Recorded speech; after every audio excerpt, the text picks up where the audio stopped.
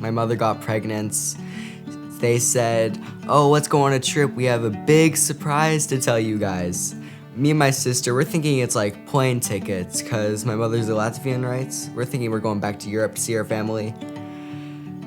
We see an ultrasound with my baby sister.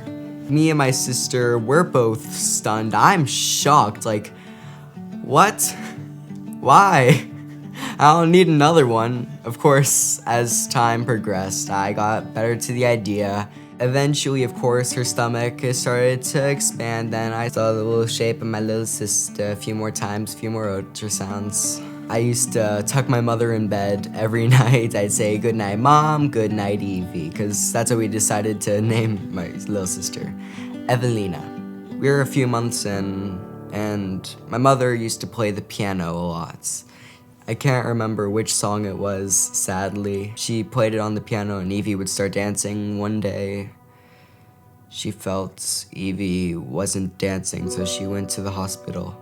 Me and my sister have been cleaning the house that entire morning since we have some friends coming down from Chicago. And my dad walks in the door. My mom's crying, my dad's crying, which is a very rare sight for me to see.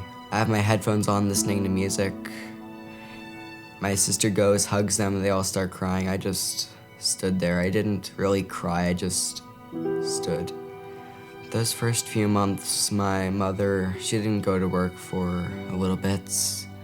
She eventually started getting back into it, but my mother, she would be crying almost constantly. We'd visit the grave very frequently, and we still do, actually.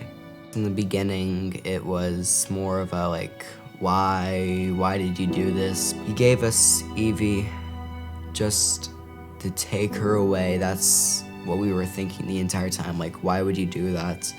Why would you hurt us in this strong way? But through that, we now have our own story that we can tell, like I'm doing right here. When someone asks if they're going through a tough time, we can share our story, and we've done that a few times with people who are grieving.